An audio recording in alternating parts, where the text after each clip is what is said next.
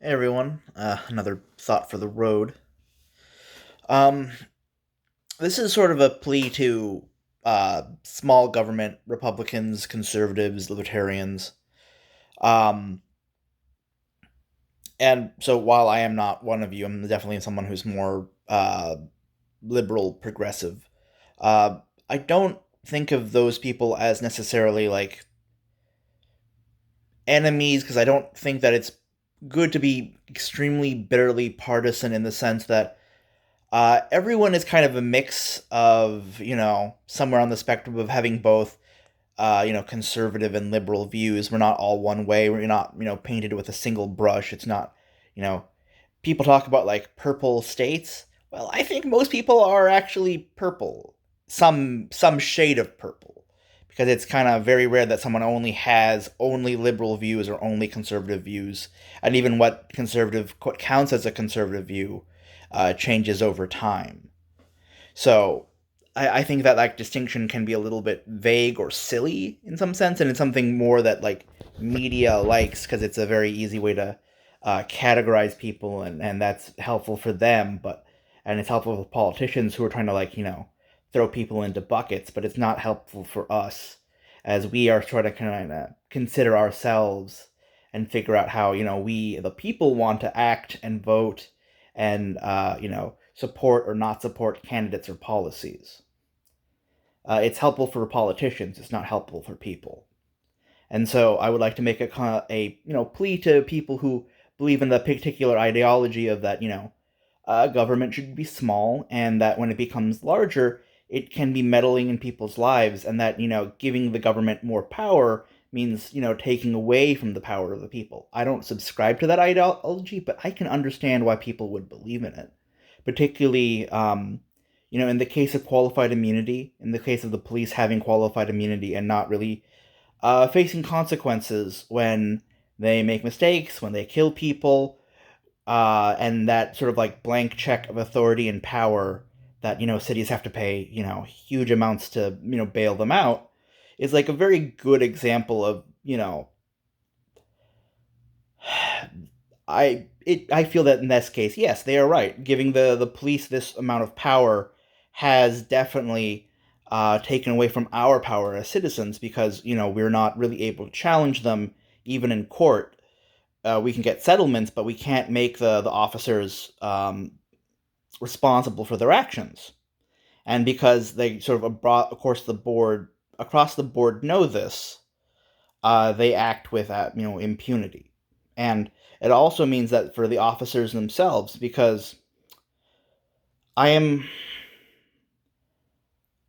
I am very concerned for the many officers in the force who, when they leave the force or speak anonymously, the way they speak about how it's difficult to talk about the culture within the police, and when to voice your concerns about how you feel like the system is treating communities unfairly and how you don't approve of this. But if you become the whistleblower, you become an enemy of all your brothers in arms, and they will come after you the same way they have come after those that they perceive as enemies. And so you can't step over the blue line because that's also a red line. People naturally sort of think in tribes, and so a betrayal and leaving of the tribe can make everyone aggressive towards you. So I feel like this is a system that is actually not only unfair to us as taxpayers, as citizens, but it's also, oddly enough, unfair to police. I think this. I'm saying that qualified immunity is unfair to police officers because of the of a particular pressure that it puts on genuine, honest belief of police officers who join the force to protect their communities, uphold their sense of justice, and to do the job that we truly want them to do. Um, and there is nothing more horrifying for someone who believes in uh, government is can be the enemy of the people and that it should never be allowed to have too much power that police officers being able to kill, make arrests without like proper due cause, and being able to be judge, jury, and executioner without really bringing the rest of the legal system down on them. That is sort of like a conservative nightmare in its own sense. And so if you like believe in these things truly and that you want these things across the board, I would very much ask everyone who believes in, sort of like conservative small government to really speak out on the issue of qualified immunity, because the more the police believe they can do anything, and the more that we push more power into the police to, not be accountable for things, well,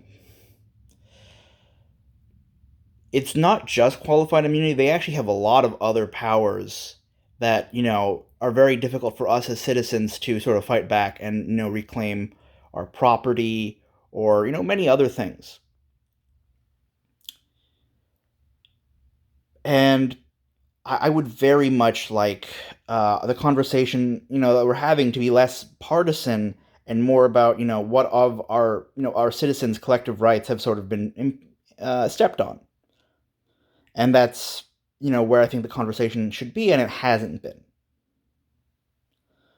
Okay, that's kind of all for me. I do feel like this is something that, has some bipartisan support, but not nearly enough.